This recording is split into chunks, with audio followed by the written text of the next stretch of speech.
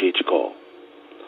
All right, so now Josh is next for the cross-examination, and I want to open up his line, and I'm going to get to your callers right after this cross-examination, so anybody that have any questions, just call the number 877-280-9681. If you have any questions, just press the number 1, and I'll add you in to the conversation right after this particular cross-examination.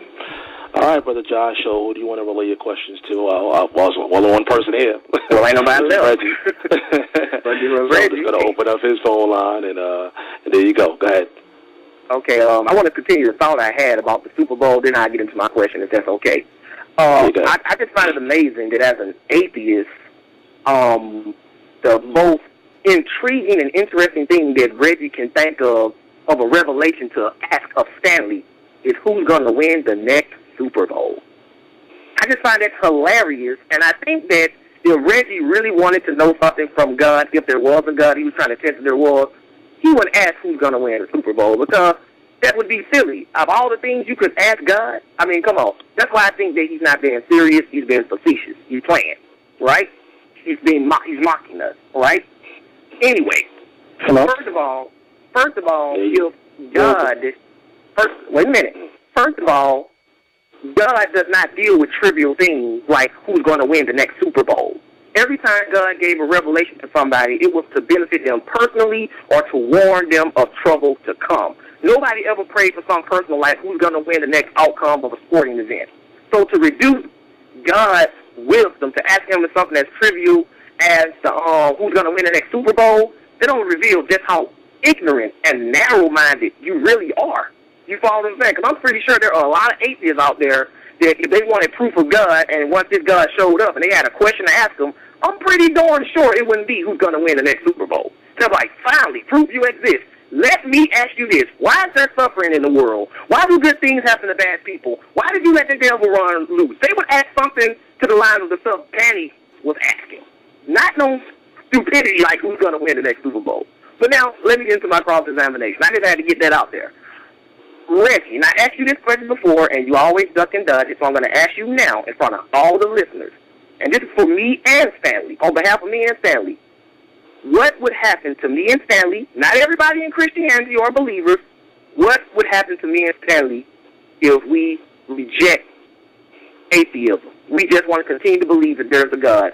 What would happen to us? Nothing. Just like, wait. Okay. You all heard them, folks. Nothing.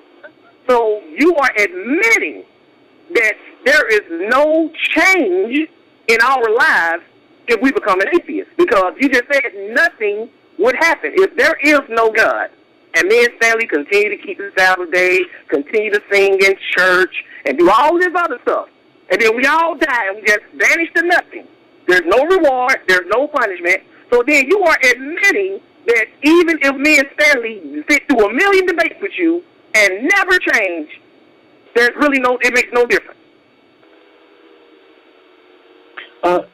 Can I see? I got quiet. I asked a question and I got quiet. What do you think? Yeah. I mean, listen. There's thousands of other guys that humans have created that you don't believe in, right? Listen, look. See, you're doing it again. This is my cross-examination time. No. I'm answering your question to the best of my ability. There's other guys that you don't believe in. I just happen not to believe in yours as well. So to answer your question, nothing's going to happen for you. Reggie, you have already successfully answered my question and the question of everybody who's been thinking this. Because you just said that Stanley and our life would be no different, because if there's no God, what's wrong with me believing in a God if at the end when I die, there's nothing? And if you don't believe in God and you're right, it's still nothing. No reward, no punishment. It's nothing. So wouldn't that, in fact, make everything you're doing pointless? No. It's not pointless, because there's a lot of people that, for example, that never met an atheist, that never met a Haitian atheist. Me and Stanley. Not a lot of people. Me and Stanley. Keep on me and Stanley. I said me and Stanley. I'm not talking about other people, because you're not talking to other people. You're talking to me and Stanley. Okay. Me and Stanley. Okay. And you just said nothing would happen. Okay.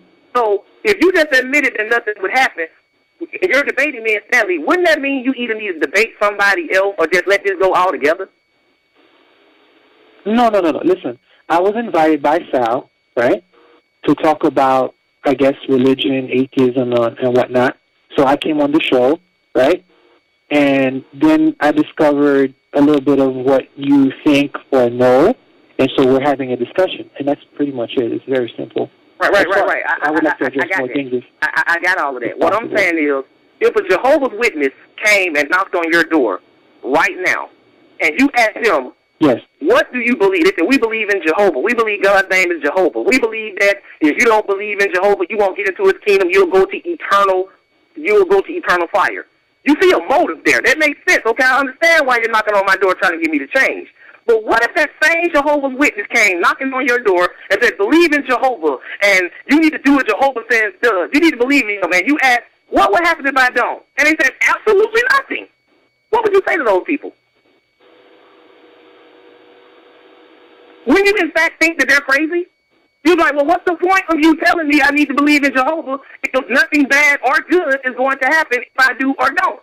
So this is my standpoint of view, because you made some statements about Stanley having mental problems on your channel, on your page, Facebook page, if he doesn't think a certain way. But in fact, aren't you the one that got mental problems if you're telling somebody they should change, and then you admit that if they get on your page, you know, on your understanding or your belief, it will change absolutely nothing from what they were doing before? Because you can't tell me nothing as an atheist that you're doing that Stanley and I can't do as a believer. As an atheist, you can get a nice job. As a believer, I can get a nice job. As an atheist, you can live a happy, fulfilling life. As a believer, I can live a happy and fulfilling life. So you just admitted to me and Stanley live on Sal's Debate Talk Radio that nothing would come of me and Stanley becoming atheists. You just said it.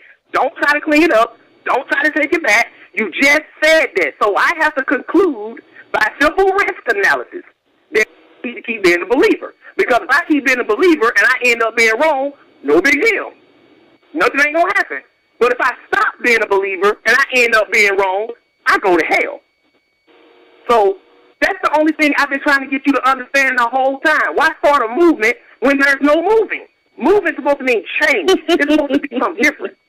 There's nothing going on. You understand?